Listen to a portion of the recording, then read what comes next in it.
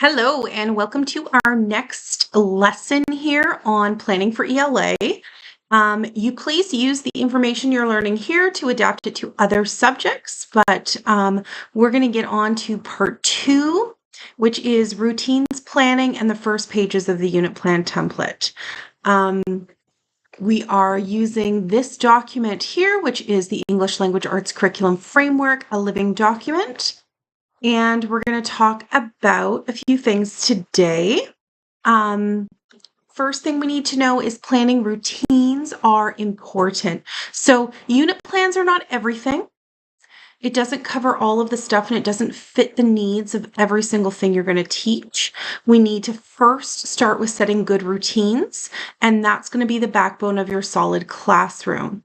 Now, some of the information in this presentation is not going to be extremely helpful for people in their first or second field placement because you're not teaching enough of the day necessarily to require that you're setting routines. If you're only teaching one lesson or two lessons a day, or even up to 50% of the day, you may be a little bit of this, a little bit of that. I'm showing you what you would do if you were in charge of all of the ELA periods, which might be more likely to happen in your third and fourth placements. Okay, so just keep that in mind when you go through here. You may not need to do everything that is here because you're just doing the few ELA periods that cover your unit. Okay, so that is going to be in the back of our mind when you're watching this if you're in your first year.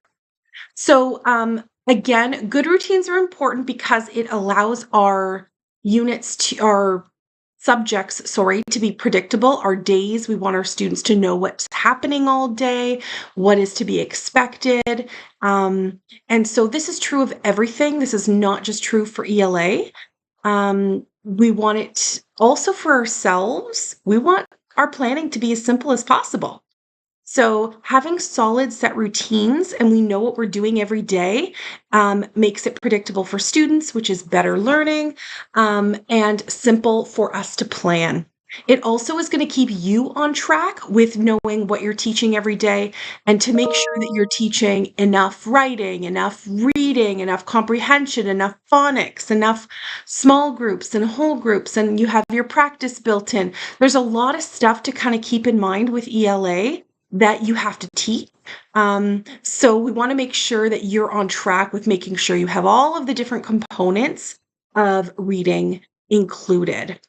And what I already said earlier is students, you may not have the ability to plan all the routines. Even when you're in your second year, sometimes your CT will say, no, I want you to stick with the routines that I have, which does make it a little bit more difficult for you, but you are going to adapt and you're going to do what your CT wants.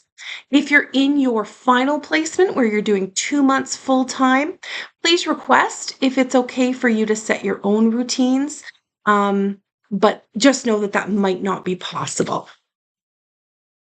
So here's an example of routines planning for ELA. So in the corner here, I have a little star in purple. It says ELA is 35% of the day. That comes from the curriculum document. So Manitoba Ed tells teachers what percentage each subject needs to be in your planning, and ELA is 35% of the day. So that works out to between 2 to 3 periods a day. I tend to stick to 3 periods whenever I can. In primary, the younger you get, you'll find that sometimes 40-minute periods don't work. In fact, that's true in middle years and junior high as well. Sometimes 40 minutes just doesn't work. Sometimes you need more, sometimes you need less.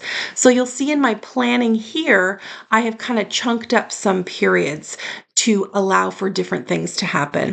I also threw in a music and a gym randomly because we all know that our schedules that come from the office at the beginning of the year will have our music and gym. Everything else is empty.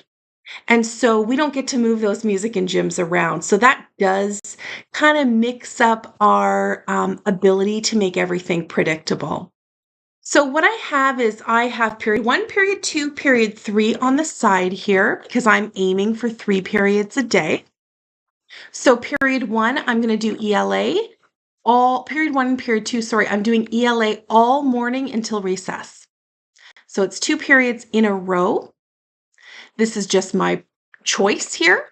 And then I have 15 minutes of reading from 1 to 1:15 organized to here. So that's not really a period. It's just a little extra reading time. This is as the students enter my classroom.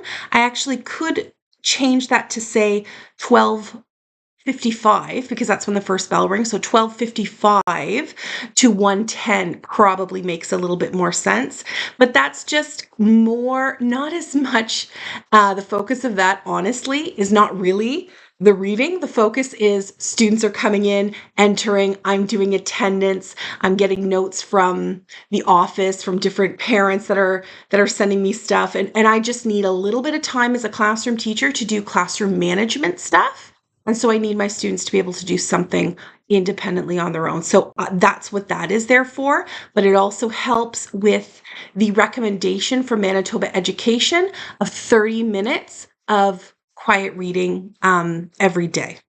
Of course, that really depends on your grade level. Some students can easily read for a whole period, but for some students, that's way too long. So I've chunked mine into 2 different spots. My third period is the last period of the day. And that's when I'm going to do my ELA stations. Or I used to call them in my classroom literacy centers. And that's kind of what I planned. So we have that every day of the cycle, except day 2, because we have gym last period that day. And my ELA stations, I'm doing two 20-minute rotations. So, I'm sorry, I just got to pause the video for a minute. Sorry, somebody was delivering something to my house and the dogs were barking. So we're back on here for routines planning. So my ELA stations are in 2 20-minute rotations. Knowing that when I actually teach my ELA stations, it's probably about 15 minutes of real teaching time by the time the transitions happen. And then of course, we have to have time at the end of the day to get ready to go home. Sometimes I found that this final period of the day was a little bit of what do I do there, because it's all that end of the day, especially in wintertime when there's changing right after recess. That eats up about 8 minutes, and then the end of the day is another 10-15. So ELA stations, or to be honest, what I did in my classroom was my math stations at the end of the day, I put in there. So this is your personal preference when you are the teacher of the classroom. Maybe not your personal preference when you are a student teacher, but you still have to have routines. So if you are in your final placement or even your third, talk to the teacher about their schedule and find their routines and their planning here so that you know kind of what is happening every day. Their plan may look like period 1, period 2, period 3, it just says ELA, ELA, ELA. So what you do is you take that and you change the word ELA into what you're specifically going to do at that time. So on a day plan, if it says ELA from 9 to 9:40, ELA from 9:40 to 10:20, and ELA from 2:35 to 3:30, you're swapping out ELA words on your planning sheet and you're plopping in what you're actually going to do. So first 20 minutes, I'm doing reading, and then I'm doing my whole group phonics instruction, except for day 6 because we have music. And then period 2 straight across, I have ELA, ELA, ELA, ELA. I'm changing that to my unit lesson, journal writing, unit, journal writing, because I'm going to do 2 journals a week. And the other 4 days are going to be my actual unit lesson, whatever that happens to be. Is it persuasive writing? Is it biographies? We're doing biographies. Is it expository writing or narrative, or we're doing an author study, we're doing a novel study. There's so many different things that unit could be. So I just use the word unit lesson.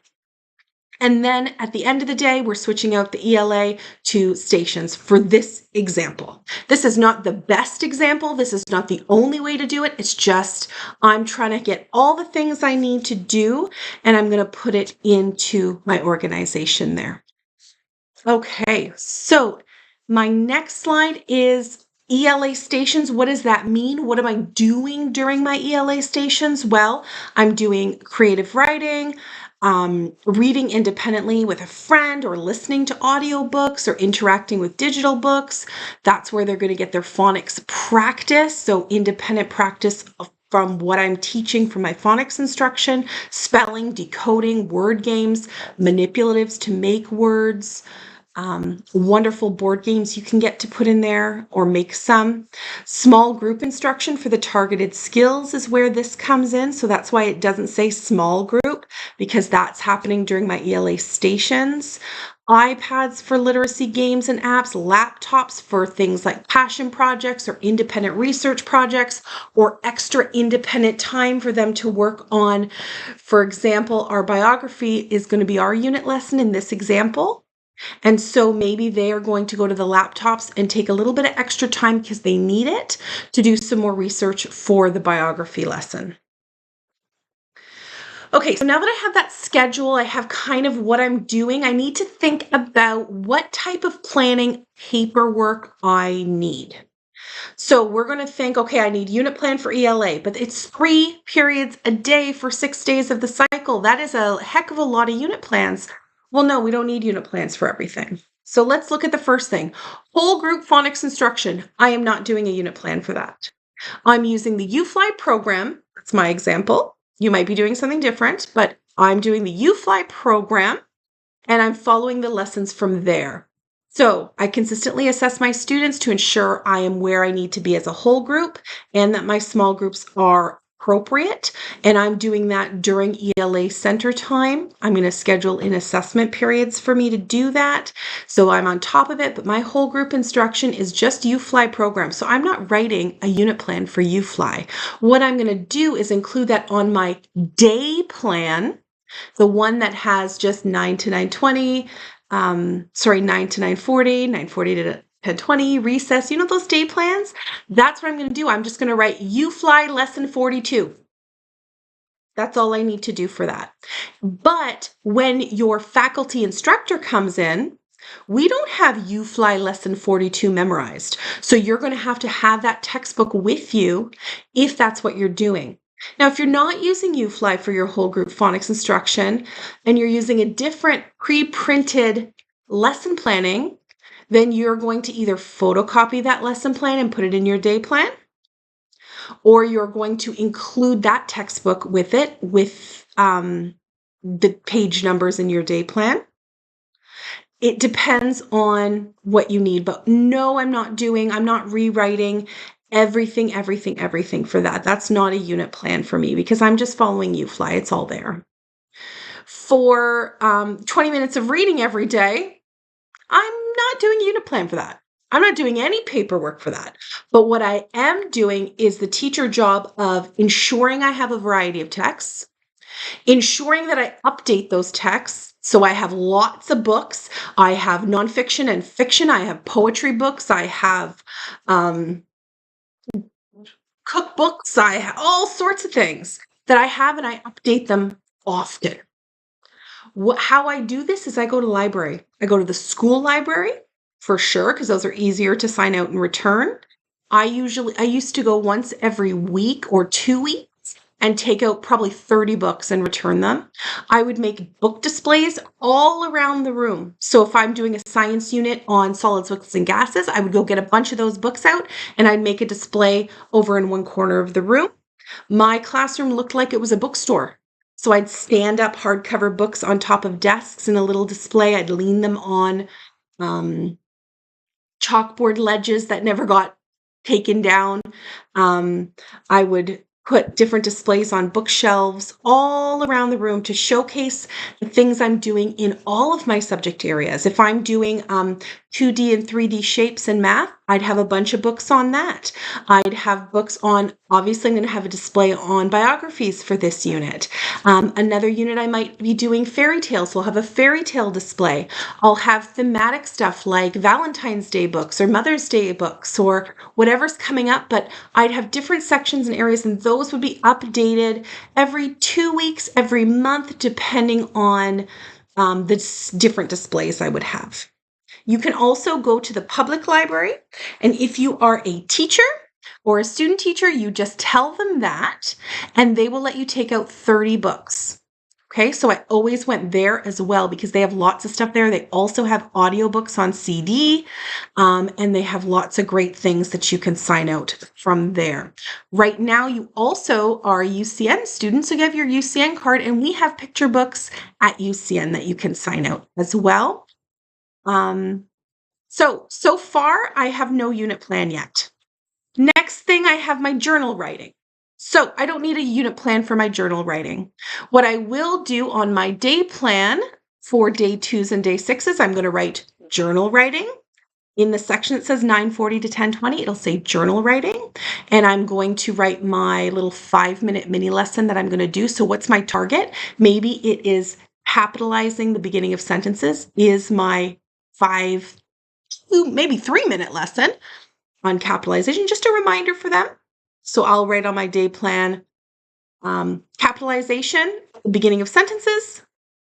I'm going to explain the topic and brainstorm as a class. The students write for 20 minutes, then we have a sharing circle for the final 10 minutes. That's my routine every single time. So I don't need to write 100 lesson plans for that. I need to write one lesson plan and photocopy it however many times I'm teaching journal in my placement. So let's say you're teaching journal writing, it comes up to 14 times while you're there.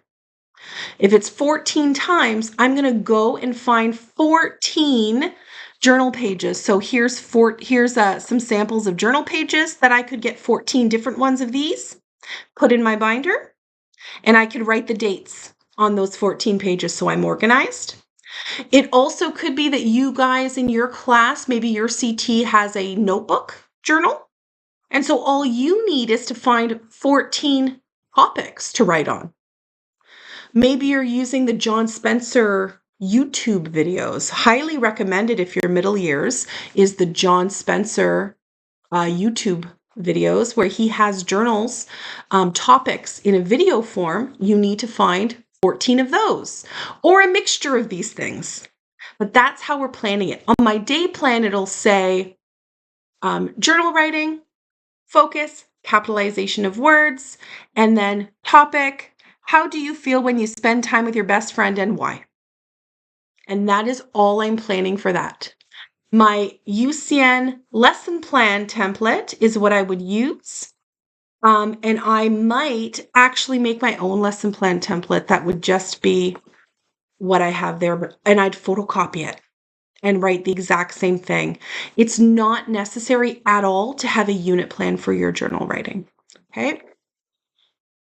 So next, I do need a unit plan for my ELA unit. So that's these purple squares.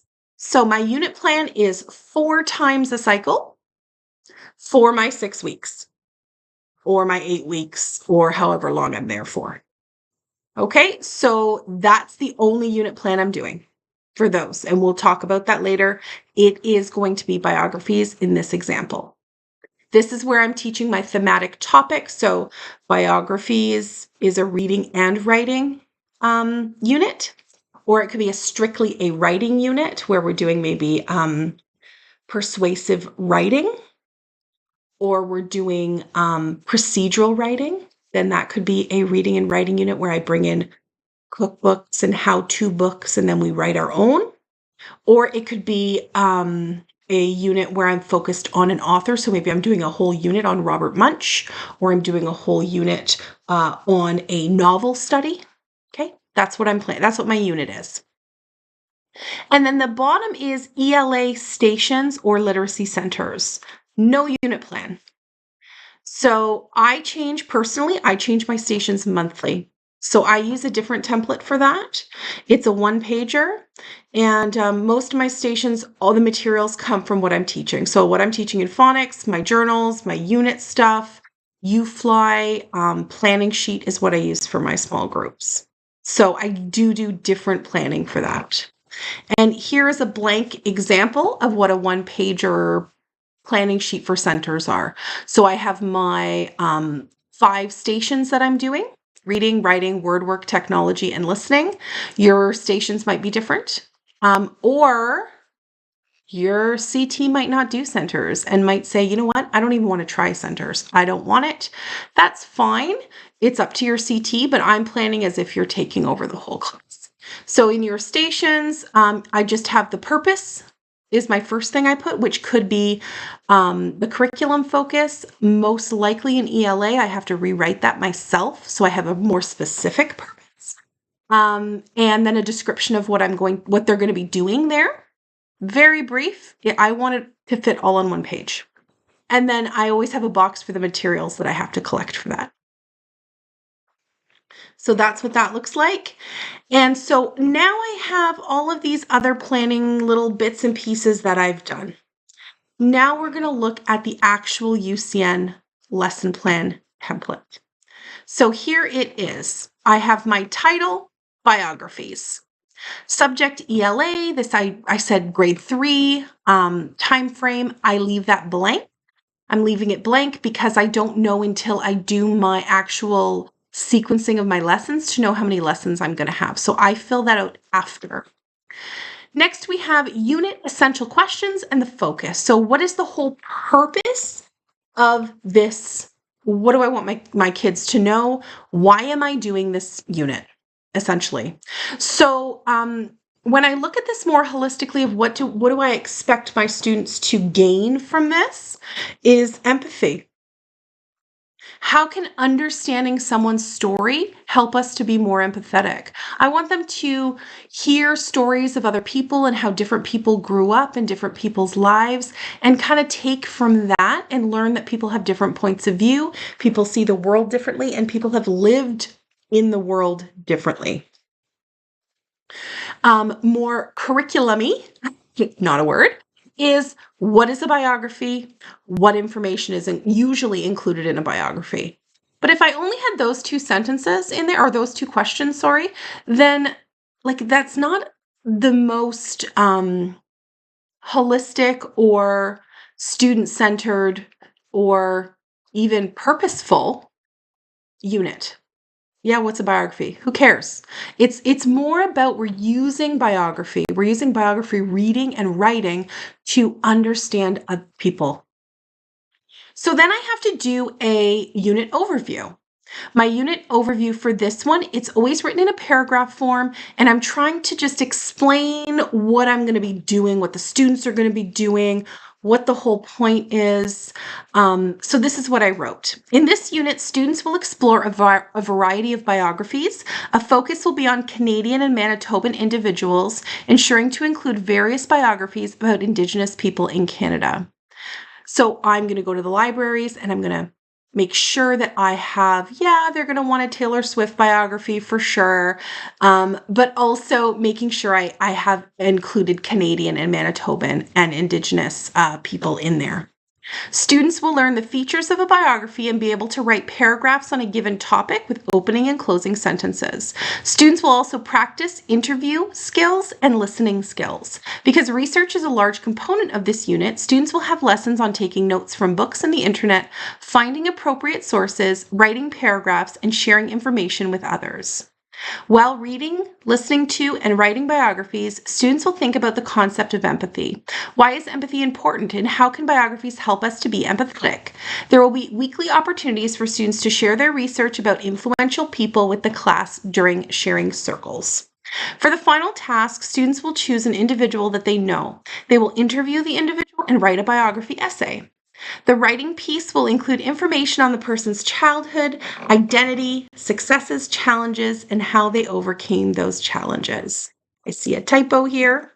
The students will have freedom to write a paragraph about why they find this person interesting and inspiring. So I'm going to give them a template of what they have to do, like a graphic organizer, for the final task, which is going to have specific things they must include. But I also want a little freedom because I want them to write what they find inspiring, why they chose this person. So they will have a choose your own kind of paragraph to include. Now we get to the second part, which is the GLOs and SLOs. And this is the part that stumps a lot of people when we are trying to figure out ELA, because there are not set GLOs and SLOs. So what I did was I include a grid like this. So I put in a table that has 4 boxes because we know in that page of the grade band pages, it has language as sense making, language as system, language as power and agency, language as exploration and design. So I put those titles in the 4 squares. And then in black underneath, my black font here is copied and pasted the bullet points from that document that I'm going to focus on. So that's why, a couple of them have 2 bullet points, one has 3, one has 1. That's what I'm focusing on for this specific unit. In red or orange, whatever color that is, I put my own words. So that's why I put it in a different color. And I started it with, by the end of this unit, the students will. I always need to include this, I find, to keep myself more specific. So using the bullet points from the curriculum that they're telling me to do, I want to just fine tune it a little bit so I get a little bit more specific. So for example, learners are using and talking about a variety of strategies to understand. What strategies am I going to focus on in this unit? I'm going to focus on the following reading comprehension strategies because I think these are the ones that are good for biographies. They're good for helping them be able to write and understand biographies, and it's good for them sharing information that they learn through research, things like summarizing and retelling. But also I want them to make connections because I want them to form that empathy and try to get common connections of how they can connect to these people. So those are the 3 reading comprehension strategies that I am focusing on for this unit. There are many reading comprehension strategies.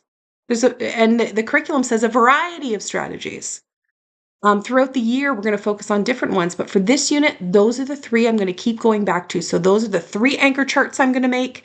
Those are the 3 anchor charts I'm going to post in the bulletin board or at the front of my room that I'm going to keep going back to. Those are the types of graphic organizers I'm going to print out for my reading literacy center and for my lessons for this unit so that we're practicing those 3 comprehension strategies. Also, it says learners are building stamina. So I want them to build their stamina, to engage with texts. And all I'm going to do for that is give them the time to read. And I'm going to make sure that I have a variety of texts available to them. Okay, so language as system is all about spelling, grammar, capitalization, punctuation, so that they can write their own text. So obviously, we want our final product to be this amazing essay that they're going to write. When I say essay, though, please don't think about a university essay. That's not what this is going to look like. You'll see examples once we get through to it. It's very simplistic and a lot of sentence starters and structure. But they have this essay, but they have to use capitals appropriately. They have to have punctuation. It has to make sense because they need people to read their writing and understand it. So what I'm going to do is make sure that the students are implementing the phonics rules to help with spelling that we're doing in our UFly lessons. And then independently or with support, we're going to work on editing skills. So they are going to have a checklist that they have to edit.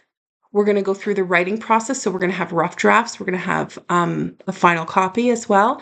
They have to edit that themselves and with peers. So that's how we're focusing on language as a system in this unit. Power and agency, we're looking for validity and reliability. So important in research. And also that empathy piece, learners are recognizing families and peers' unique identities and similar and different ways of seeing the world. So perfect for biographies. So by the end of this unit, I'm going to teach them how to make accurate jot notes using for books, for websites, for interviews, for videos. This is what we're going to have lessons on. We will have lessons in my unit where we are learning, explicitly teaching how to take notes. And we're going to listen to a variety of biographies and discuss classroom discussions and sharing circles so we can see and I want my students to show that they understand that there are different people with unique perspectives in the world. Languages exploration and design is the final one. So they are designing writing for specific purposes and for different audiences. And so specifically in my red writing, complete a biography essay for an audience of peers. So the specific purpose is a biography. For the audience, it's our peers. So it's going to be other grade 3 students that they're writing to. And also learners are using strategies, resources, and sources to explore ideas, deepen and extend thinking. They're going to be able to choose. They're going to learn how to choose appropriate resources. So that's another lesson. How can we know that this website or this YouTube video is an appropriate source? Is it reliable? Is it a good resource for us? Extend their thinking by creating appropriate interview questions to create a biography about a person they know. So this keeps it more grounded in them and their families and their circle of people. They're going to create their own interview questions. So again, that's a lesson. I can't just say, go write some interview questions. That's going to be another lesson in my unit or series of lessons. And then to contributing to communities to share knowledge, we are going to share our writing. So we're doing this amazing research and we're writing a biography. So I want them to share it in a variety of ways. So first thing I'm going to do, well, maybe not first, but there's going to be a bulletin board display in the hallway. So it's going to have all of their essays up where people can go by and read. But I'm also going to photocopy all of them and I'm going to make a book. I'm going to bind a book with the school book binding machine, and there's going to be a copy in the school library and a copy in our classroom library so students can sit and read it as a book. And also I'm going to plan a storytelling afternoon, and I'm going to invite maybe the principal, maybe the resource teachers, maybe some parents in, and depending on how big, I might have to book the multi-purpose room, and the students are going to read their essays and share their research with a community of learners. So we're actually sharing our work in 3 different ways. So now I have the first, I know in my head what I want to do by the end of this unit. When I look at these red check marks that I want my students to know how to do by the end, I can already see I need a lot of lessons. I have 4 lessons a week to do this, but remember, they're going to also need independent time to work on this. And that can be put into the centers, the end of the day stations. So they can choose to go to writing session and work on some of their independent writing. They need a little bit more time for that. Or they're going to choose to go to the reading station and they're going to spend some time looking at books that they can take jot notes from. Or maybe they need to go to the technology center and they need to borrow a laptop or iPad to look at some websites and videos to take some notes and get information. So that's where a lot of the extra independent time comes, which is why I love centers, because then I can fill that time in and they get choice in what they need to do and where they need to work on it. Okay, obviously guided choice. You might need to say, hey, Josh, I think probably today for stations, you should grab a laptop and watch this video on Taylor Swift to get some more information on her for your project. Okay, so I'm going to leave it at there for now because we are over 30 minutes. Our next video is going to be on sequencing the lessons so we have a cohesive unit. This is the one-page unit plan organizer, and we need to start laying out our unit and which lessons come first and second. So that is what the next video will be on. I hope to have that up in a week's time or less. Thanks for listening.